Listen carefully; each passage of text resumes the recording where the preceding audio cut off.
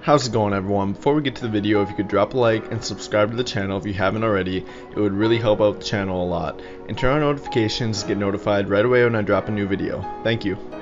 But anyway, today we're going to go over a hypothetical trade idea with who would be a more realistic and better overall trade for the team to make between trading for Buddy Hield or Kelly Oubre after this year.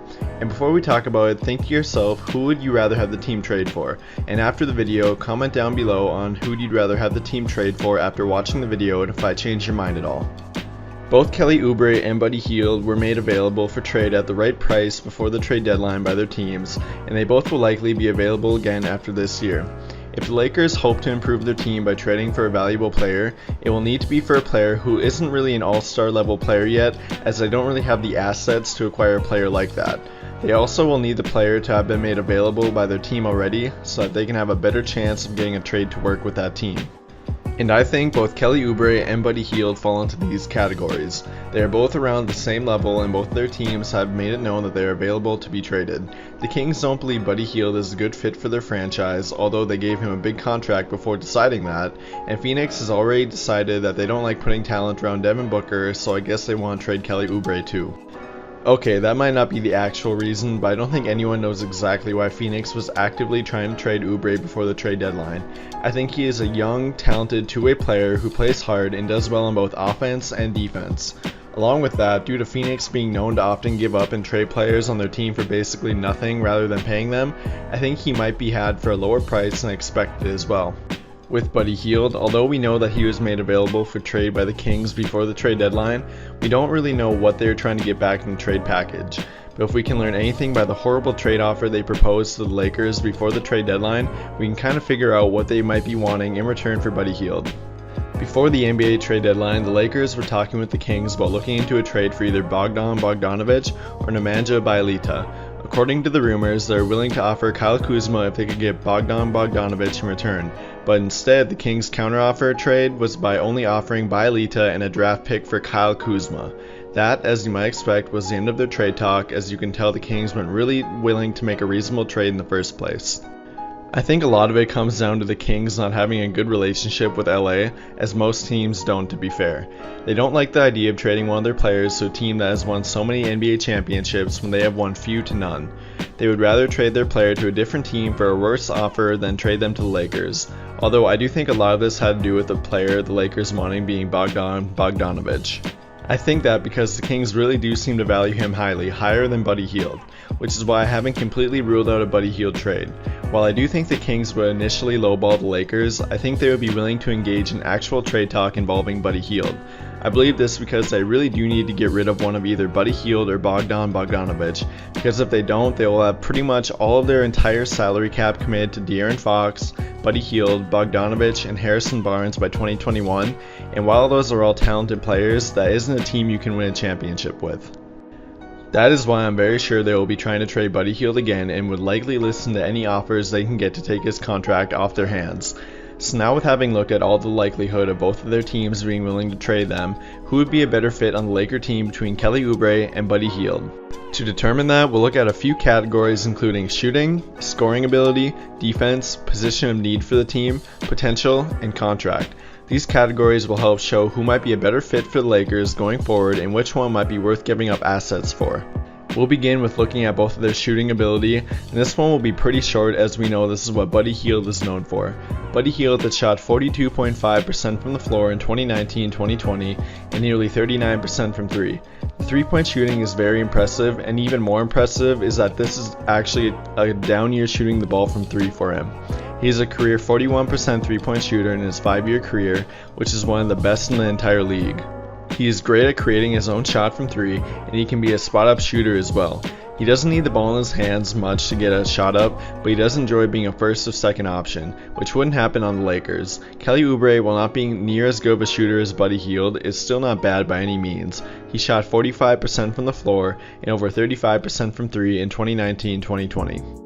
Again, while not as good as Buddy Hield, you really can't knock him for these numbers. He is a capable shooter and has shown both ability to be a spot-up shooter from the corner, as well as being a good shooter off the dribble as well. But overall, the shooting category definitely goes to Buddy Hield. Now moving on to scoring ability, which is a lot more even than you might think. While Buddy Hield is a great scorer, Kelly Oubre is a lot more athletic, which helps him score in a variety of different ways. But let's look into it a little more before giving either one the win yet. Buddy Hield uses his great shooting ability from 3 to get most of his points, but he is really good at shooting off the dribble from both 3-point range and mid-range as well, and he has a good little floater game to go with it. Where Buddy Hield isn't as good scoring is attacking the rim and in transition. While he is a pretty shifty player, he isn't overly athletic or explosive. In total, he averaged 19.2 points while playing 31 minutes a game in 2019-2020, which is very good. Moving on to Kelly Oubre, who gets more of his points using his great athletic ability by attacking the rim and running in transition, though his scoring, shooting, and overall efficiency has improved every year that he has been in the league. He is becoming a very well offensive player who has all the tools to average 20 to 25 points a game if his game fully develops and he can stay healthy. Oubre averaged nearly 19 a game while playing 34.5 minutes a game in 2019-2020. His points per game average were nearly on par with Buddy Hield, but he did play a few more minutes a game. And while I would say Kelly Oubre has a wider range of tools to score, he isn't as good at scoring as Buddy Hield is yet, even if Buddy Hield only does it by primarily shooting. Slight win here goes to Buddy Hield. Now we'll move on to defense. We'll begin with Buddy Hield, who defends primarily guards. Buddy isn't very laterally quick and he doesn't play the passing lanes very well either. I wouldn't say he is a horrible defender, but he is probably average to slightly below average overall. It isn't just what he puts his focus into. Moving on to Kelly Oubre, who has all the tools to be a great defender, and he often is as well. Oubre is a good on-ball defender with great lateral mobility. He plays the passing lanes pretty well, and he is even a pretty good shot blocker as well. He is a very intense player, and he takes his defensive assignment personally. His good height and lateral mobility allow him to guard positions 1 through 3 and even 1 through 4 sometimes as well. His only drawback on defense is not being very strong yet, so he does get pushed around in the post, though he does contest shots pretty well and protect the rim well for a forward, and his long arms and athletic ability help. Overall, being the better defender goes to Kelly Oubre easily.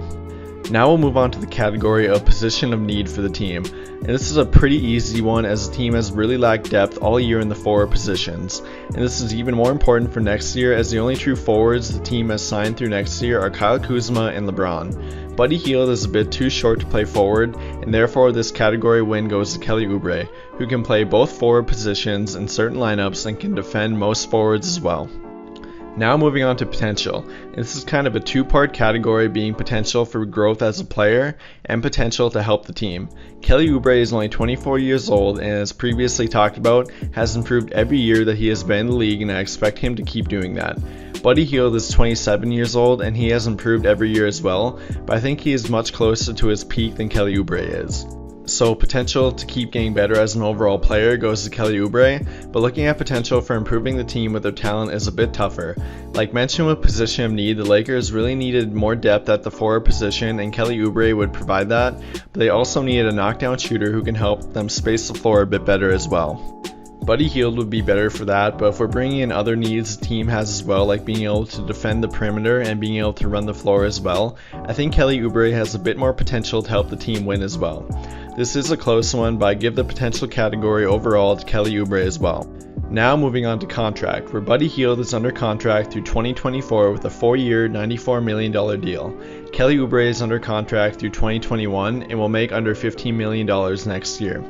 While Buddy Hield's contract is much bigger, it isn't overall too bad. It might be a bit much, but when a max player is worth around $35 million a year, paying Buddy Hield around $22 million a year isn't horrible. Kelly Oubre has a cheaper contract, but it does only run through next year. With the way he is improving, he will be wanting more money, but I think he could probably be had for a similar deal as Buddy Hield. It of course depends on how well he plays next year as well as if he can stay healthy, but overall, especially if we're looking at right now, Kelly Oubre has a better contract, and I think the team would be more willing to give him Buddy Hield's contract than they would be willing to give Buddy Hield that contract. Looking at all the categories that we went over in this video, the win overall will go to Kelly Oubre, who won 4 out of the categories compared to Buddy Hield winning 2. Overall, they both have potential to help the team win for sure, but I think Kelly Oubre is a better player for the team overall and would be the better idea to trade for in my opinion. But what do you guys think? Who would you rather have the team trade for? Buddy Hield or Kelly Oubre? Let me know by commenting down below and we can talk about it there. And if you enjoyed the video, remember to drop a like and subscribe to the channel if you haven't already. And as always, thank you for watching.